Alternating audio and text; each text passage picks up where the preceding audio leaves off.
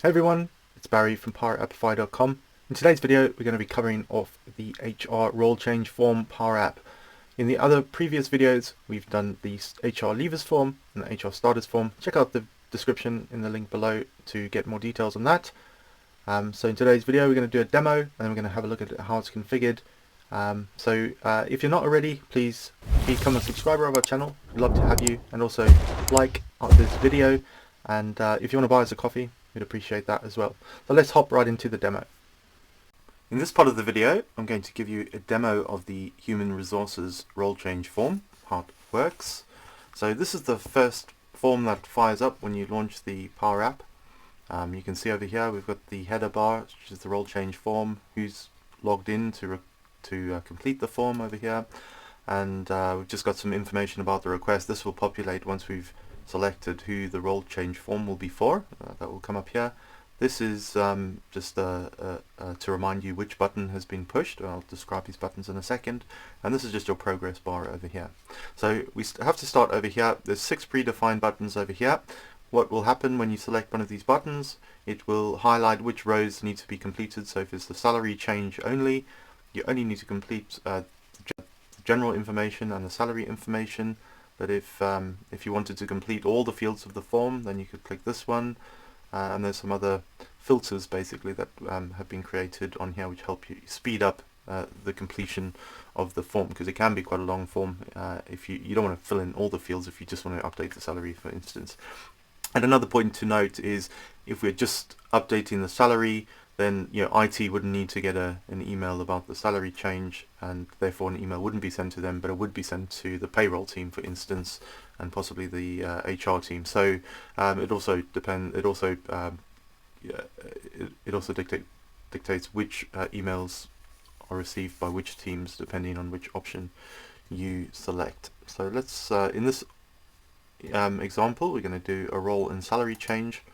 We'll click that button. We can see this is updated to update role and or salary, and then we just put in someone who will be our target. Let's say John Moore is going to be have his role and salary change. He's going to be moving to, let's say, IT as head of infrastructure or something like that in this example. So we can see Anna's her manager.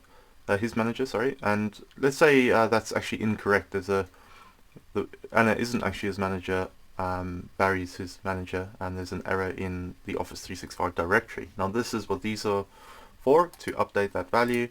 I'll complete it in this example, and this is just to help us keep our directory up to date. It also, because these people will get an email covering off what the change is, we want to make sure that the right people are getting the email. So you can also update the team if it's incorrect in Active Directory or Office 365. Now this isn't the updated manager that will happen as part of the role change. That's on a separate screen. This is just if there's an error of the current manager. And then we can just fill in the other ones. Let's just say it's in the UK. We don't need to put in a staff number. Is this permanent? If it was just a short change, you could fill in the end date, or if you weren't sure when the end date would be. But this is going to be a permanent change, therefore that will be grayed out, and it'll take effect from the end of this month. Go off to the next screen. Again, the yellow fields are highlighted because they are a part of the filter. If you wanted to also add in other fields, you can always update any fields you want just by unchecking these. You can see this one doesn't have an option. Now if that's because it's mandatory and you can't disable it because of this change. So we'll put in infrastructure manager, who's there as a part of them moving to IT. There's going to be a new new manager. Let's say it's John Deere. They will become a team manager, and their new team will be in IT. We don't need to add any, don't have to put that in. We could just leave it blank. Proceed to the payroll section. Again, the yellow fields are the ones we think are needed to be filled, because as you said you wanted to update the salary. Let's say their old salary was 50,000 Great British pounds, and now they're going to be on 67,000, for instance. Great British pounds, we can see because it's quite a high salary jump, that's highlighted over here. If it was lower it would be green. I think it was 10% and below is green. You can adjust that to to the number that you need for your business, and then there won't be any other changes, so we can just proceed to the IT section.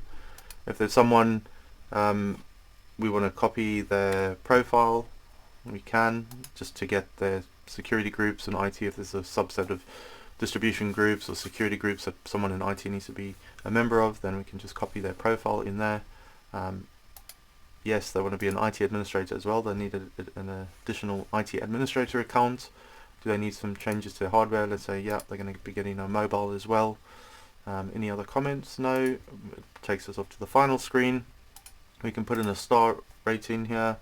Let's say it was missing some information, whatever that information is, you could add it in there, and that would be sent off to the service desk for someone to action. And then we also wanted to send a copy of this email to the person who we raising the role change for request for, just for their records. We can tick that, and then we click on submit, and that will fire up a number of emails. Let's hop over to our sent items box over here. You can see these are the detail of all the emails that have been sent as a part of the request. This one going to HR for John Moore, who's going to have the role change, and just some general information which is shared with all the emails because that's not sensitive, and then any specific for information for HR will be included here. The same for payroll. We can see the salary amounts included in there for the payroll team. Service desk team, there's no salary information, but there is just some information around managers and any information that needs to be updated around hardware or permissions or information in Office 365 or Active Directory. This is a summary of the whole request that is sent to the manager and to the person who has completed the form. So and the next one is the actual person who the role change is completed for. So we selected the checkbox for them to get a summary of the request as well for their records. And then these two emails are just covering the recommendation. You can see one was logged at the service desk because it was missing some information and needed to be actioned. And this one was just might be for some other stakeholders who wanted to see the star rating of the form and just see how well it's progressing. So you can customize those email addresses to suit your needs. And then this one, remember right at the beginning I said that the manager was wrong, and I'll update the manager. This is just to send to the service desk team to make sure that they ensure the directory is up to date with the right information, and that'll be as people complete the forms, it'll help us keep Active Directory or Office 365 directory up to date. So that is the demo of the role change app.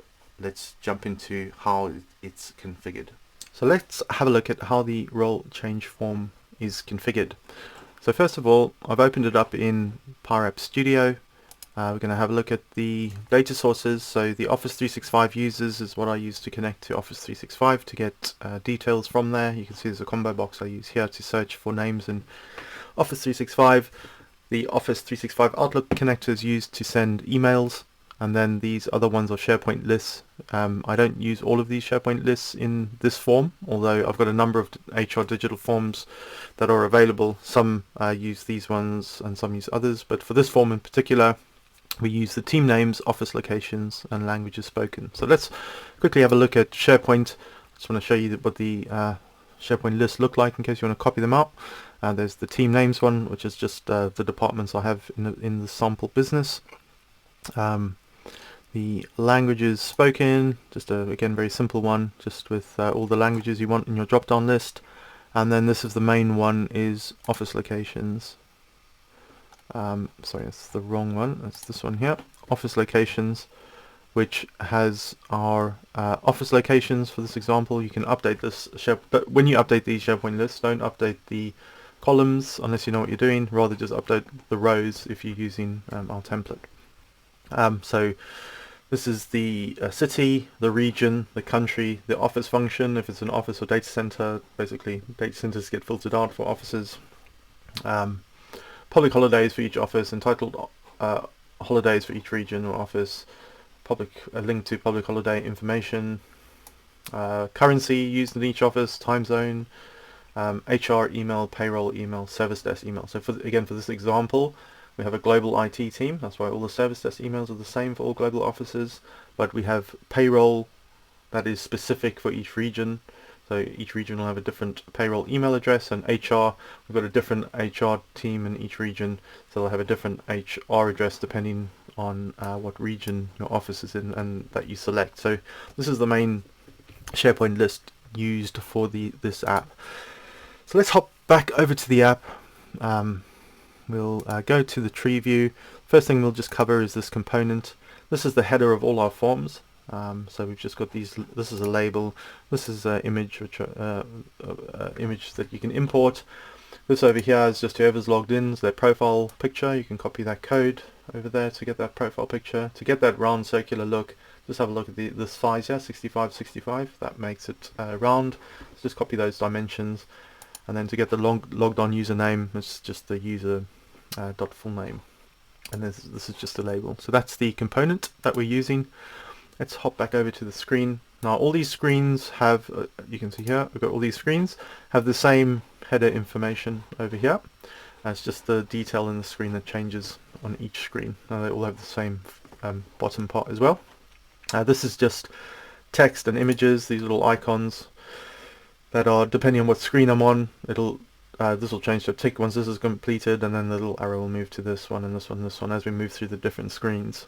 Over here, this is just a text box. Once I've completed this, whoever the role change is for, that name will appear up here, and whatever button I select over here will appear up here just to remind me as I move through the form. Now there's a lot of detail that can be captured in the role change form, and normally it's very simple what people need doing. So it's either they've changed their salary, or they've changed their role and their salary, or they've changed their line manager, or they're moving office, or they're changing their working pattern, and you don't have to update everything. So depending on what button you push here, it sets some variables, and depending on what those variables are, it either highlights these fields in yellow or it disables them, just to help guide the users what needs to be enabled and disabled on the different screens. It also, let's say I'm only doing a salary change only, it'll jump past the human resources screen because that's not required and send you straight to the payroll screen and only enable the salary field there for you to complete and then to the submit section. So it makes it simplifies the form and makes it more efficient depending on what you need. If you want to fill out the whole form, you can just click on this button here, which will enable all the fields. Now even if you push the salary change only, you still have the option to enable the different fields as you work through. So that's up to you. It just helps simplify it. So I'm just going to cover off a generalization of how it works. So I'm not going to cover each field because it's just going to take too long. So I'll give you a flavor of how it's done, and then you can figure it out for yourself from there. So as you can see, these are all grayed out. They will be grayed out until I've selected one of these buttons, because I have to select a button to continue. And then you'll see some changes in the fields over here. So I'm going to go to the play button. In this example, we're going to do a role and salary change. You can see I've clicked on it. There's some text that's become available in yellow, and the mandatory fields are in yellow here. Now this little combo box over here is where I can start typing, and then you can see as I start typing, it matches names that have that spelling in the directory and presents them for me to select on. I'm going to click on John Deere over here. You can see it pulls their manager in that's registered to that user in Active Directory and their current team, and if they were if they had a country of residence in Active Directory, that would be in the brackets here on the right, just to help you fill out the form. Now what I've got here is these two options, and the reason I have these here is because there might be some mistakes in Active Directory, and that's not the actual manager, that's maybe an old one, and you need to update it because it basically sends the emails to that manager, and you want to have the right manager included in there to get the information. So you have the option here of taking this and updating it. So let's say actually the current manager is Barry, the team is right, and let's say their office is going to be North America, and this is going to be a permanent change, and it's effective from the end of this month. Okay, so now you don't have to have this. If it complicates the form too much, then you can remove it. Some people get confused because actually if you were updating your manager as a part of the role change, that's on the next form. So this is only to help your IT team keep Active Directory up to date if there's errors, and also to make sure that the emails are going to the right manager, current manager. Okay, so let's briefly have a look at how this works. So if we go back into the studio, now each of these buttons, actually when this screen loads, let's just click on the home screen here. When the screen loads, so on visible property, you can see there's a whole lot of variables that are set. There's some default values for these variables, and these are the push button variable values over here, so they're all set to no when the form loads, and the variable for what the form type is a role change, just to register this as a role change form. And yeah, so if we have a look at these buttons over here, you can see that whenever we select the button, it sets a number of variables. Depending on each button, we'll have different variables set, and you can see this is a salary change only. You can see it sets the variable for the salary change only button to yes, the rest are no, and you can see for each button, so this is the role and salary change, that one should be yes there, and a couple of other ones that are relevant to this. As I said, some screens are missed out, and this is where all the variables that are set for that are set in here. So it's if you're wondering where that logic is, the variables are set here, and then normally most of the intelligence of the logic is set on the proceed button code, so you can reference those variable values in there. So I'll just click through these just so you can, if you want to pause and have a look at what they're doing, you can do that. So that's where those variables are set. You can also see if I select a button, the color selection, the fill actually variable. So if that variable is yes, then change the color of the button. Otherwise, send it back to the old color. So as you can see here, whatever I select, it'll change the color of that button. That will be and you can see there's some changes to the bottom over there. Yeah, depending on which screen it's going to go to. So for this example, anyway, we're doing role and salary change. Okay, so just for this top combo box where we selected the user from directory, just give you some guidance on this. So this is the code that you use to allow that to happen. This is the name of the combo box, and this is using the search user version 2 function. You can just copy this in there, and it's quite easy to get that working. Just on the advanced button, just some important points to note. Just make sure the display field is the display name. If this is city or something else, then you'll think it's not working. So just make sure both of these are display name, and you don't want to select multiple names, so just make sure that that's set to false, and is searchable must be set to true. So if you want that to work, just make sure that those advanced options are set. You can copy what I've got over here. And then the two main properties I use for each field, so you can go through and configure these for your form, is fill. Okay, so fill sets the color. Now you can see I've got logic for each field. I've got the logic, and it depends on the value of what I've pushed here as to whether the color is going to be yellow or not. And then the other one is display mode. So is this field going to be available? Depending on the value of the variable of the button, will determine if this is going to be display mode enabled or disabled. Disabled means it's grayed out. Now, not on this screen, but the other screen I'll show you, you have the option of unchecking it and always changing the value of the display mode to enabled. If you want to fill out a specific field, you're not restricted because you've pushed this button. So you'll see that as we go through. So those are the two main properties for each of the fields. So you can, I'm not going to go through all of them. I'll maybe just click on another one. This is another drop-down box that references the office locations SharePoint list. You can see that it's basically looking at the country, a list of the countries in the office locations, and this distinct. If you've got like multiple offices in North America, we don't want to see North America 3 times because it matches each office. So the distinct whittles it down, so it's just one instance of each office. So that's how we've referenced that. For the other drop-down lists, is basically just manual options that I've typed into the items property, and then this is just a date selector. Depending on the drop down list here will determine if this is enabled, okay, because if it's select from list, then or if it's not, if it's going to be a permanent change, then there's no end date. But if it's one of these secondments, or you can see this then becomes enabled, because it's only going to be for a certain period, which we want to let whoever know, so they can put a note in their task to say disable its functionality when that date comes. Right, and then if you have a look at the display mode, that's where the logic is, right, whether it's disabled or not. So I'll leave that up. You can have a look at that and work it out. And then most of the other logic is here on this proceed button. So if we have a look at this quickly, we can see that each variable defined here is assigned the value that I've put into each of these fields over here. So the variable naming convention I use is var for variable, G is for whatever form I'm in, so whatever screen I'm in. This is the general screen, so I just put a G there, so I know where these variables that start with var G are on the general screen of the role change form, and this is the username. So it captures the name that's been selected in the combo box and assigns it to that variable. And the same for all of these. I've got a little bit of logic built into some of them.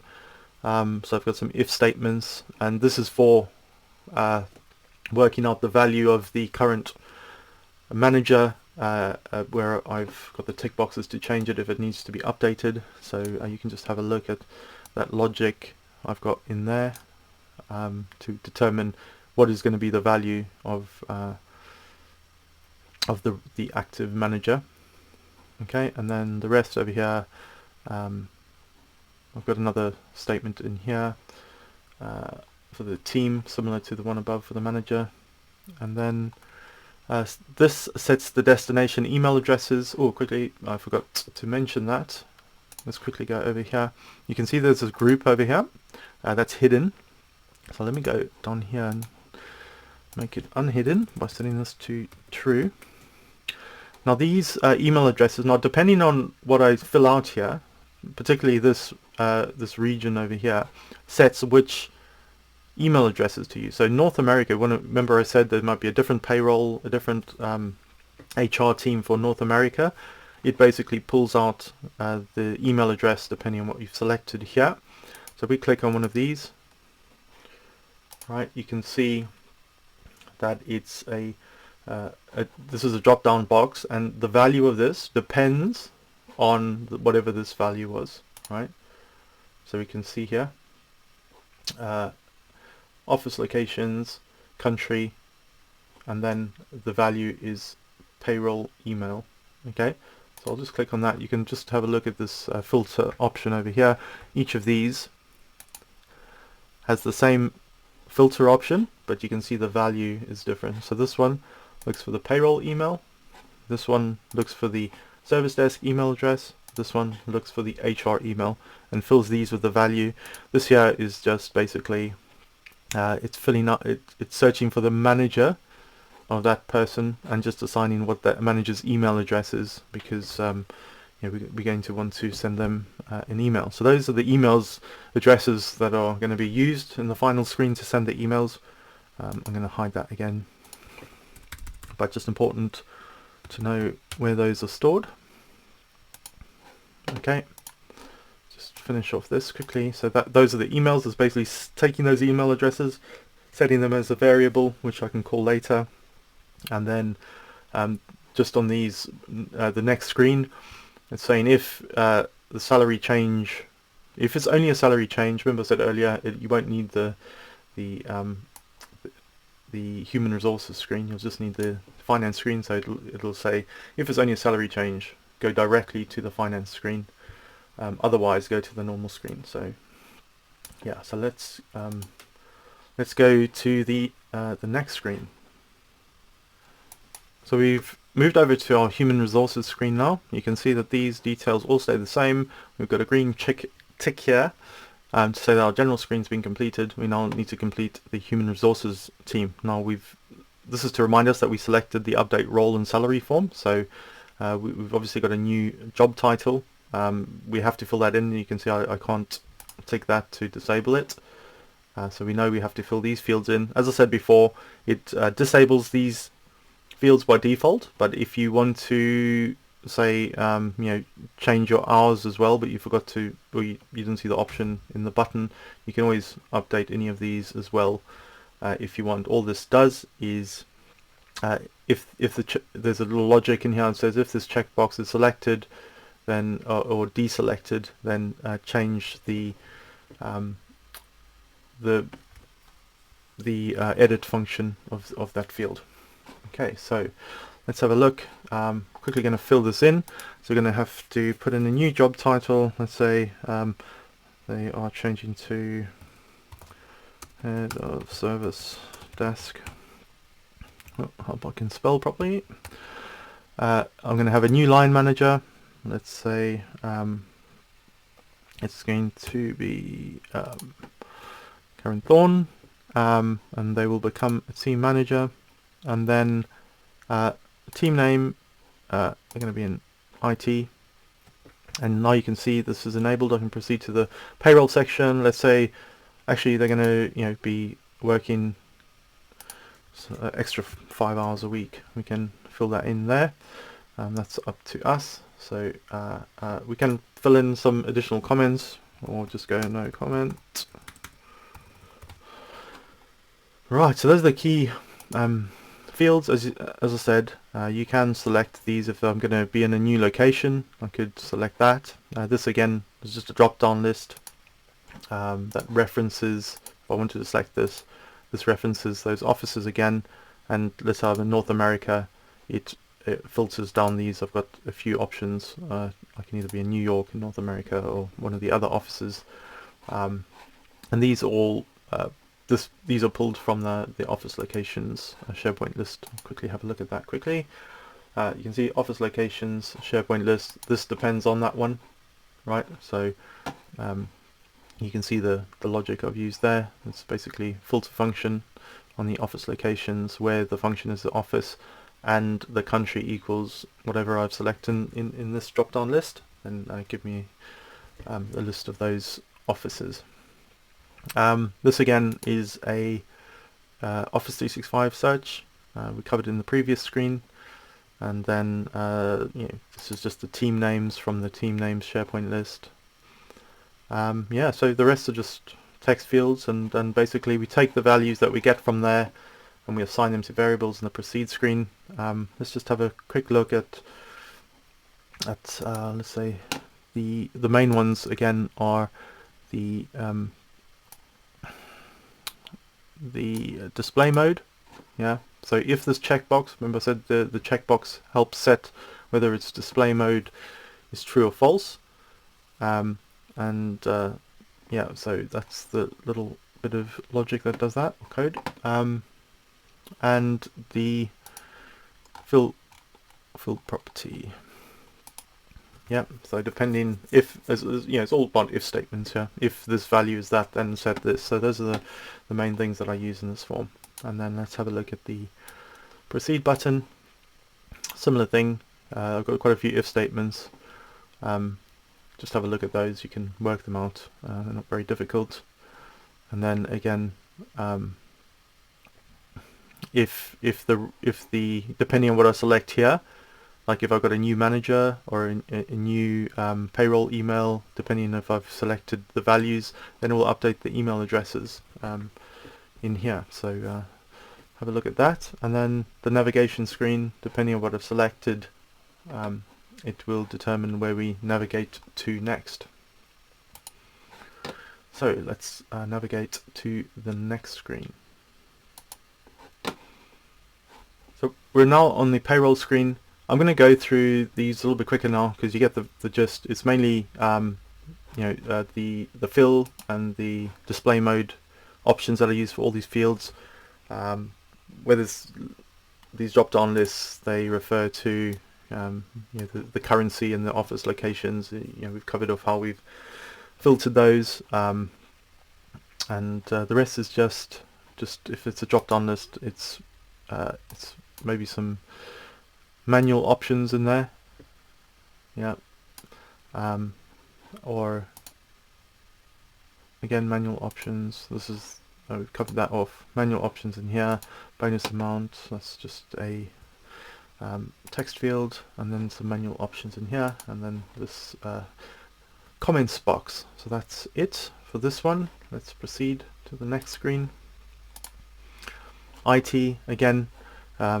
This is a combo box search. Depending on normally if you change your team, helps IT if they know if there's someone else in the team they can copy group membership, distribution list, that kind of thing. So that the name of the person whose profile they can copy. Any additional permissions they need. Let's say they need IT administrator in there.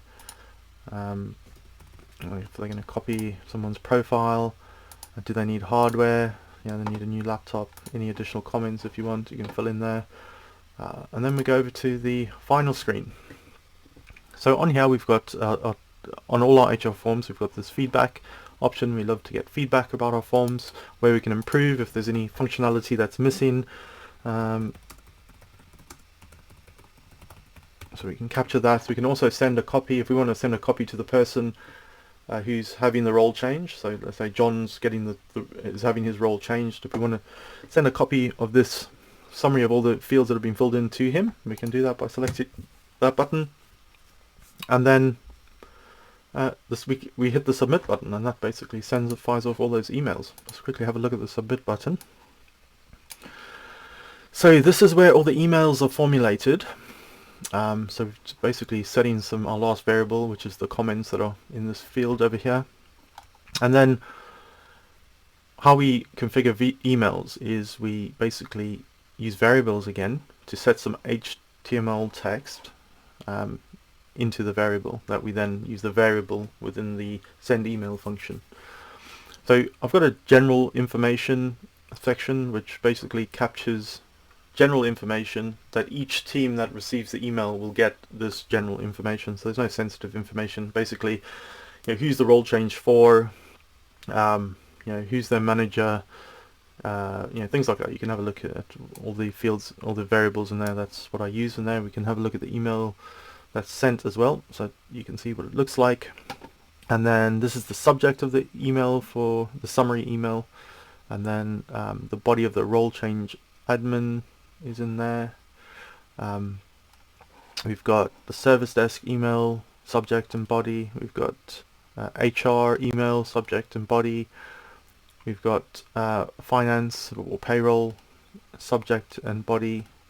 And then you can see here, these are the actual the connectors that send the email. We've got send email v2. So we're going to send this to the current HR email, and the new HR email if it's a different location, and we're going to have the HR email subject, which we specified up here somewhere, and oh, lost myself. Okay, yeah, and the all general information that we specified up there, that goes to all teams, and then the HR email body. The same for payroll. If there's the existing payroll and the new payroll team, depending if they changed location, what's the subject of the email, and what is we include all the general information at the top of the email, and then the finance body email. So the body of the email is going to HR, the payroll of the finance team. Right, so we don't want to send an email to IT or service desk if it's a salary change, just because there's no reason for, there might be some sensitive information, but they don't need to make any changes if it's just a salary change. That's more of a payroll change, right? So depending on what button it's selected, it will know whether to send IT or service desk an email or not. And if it does send an email, then it uses the service desk email, and here's the email subject, the all general information that's included in the email body, and the IT email body itself. And then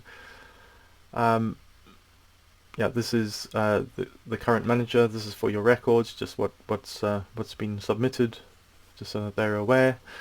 And then this sends the email to the person who's having their role changed. If we selected the checkbox, then it will send them an email.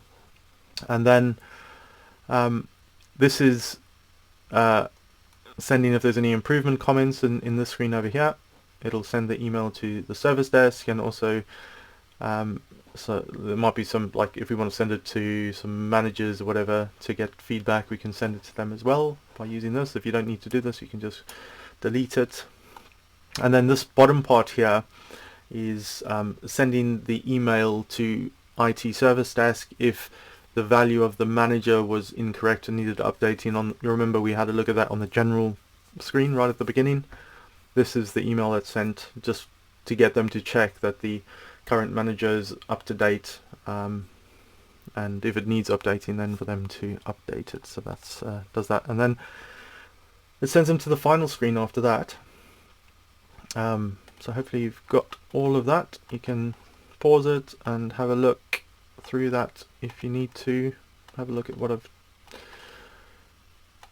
written in there. Okay, and then yeah, so if we click on play, click on submit, that takes us through to this thank you screen. If we close, it's just going to close the app. Finally, let's have a look at the emails that are sent out. So we have over here the form that was sent to the HR team. We can see the subject has been sent there. This is the general information that I said was going to be included in all emails. And then this is the HR specific information that's emailed. Same for payroll. We've got the general information, we've got the subject, we've got payroll up there, and then all the payroll information. IT, again, IT gets the general information, the subject, and the IT specific information. This is a summary of everything that we captured in the form, and it's sent to the managers and the person who the role change form is for. No, sorry, this is the one that's the summary one sent to the person who the role change form is for. This is just for the managers. And then this is the two feedback emails that are with the feedback email that's related to the star rating and the comments. One's to the managers and the other one's to the service desk. And then this final email is because we updated the manager. It says here, just have a look at the one with true, and then it's saying that the manager, it thinks it should be as Barry. It's got Anna. Do you need to update it? So that's that email. Right, so that's it for the forms. Thanks for taking the time. Just remember, you can download the template for this form from powerappify.com. If you want to create it yourself, hopefully I've given you some ideas. It will take a bit of time to get it all the logic in place. Much easier to download the template, but go ahead and give it a try yourself. Hopefully you found that video useful. Please do like our video and subscribe to our channel. It really does help us. If you want, you can always buy us a coffee. The details are in the description of the video. Otherwise, have a great day. Bye for now.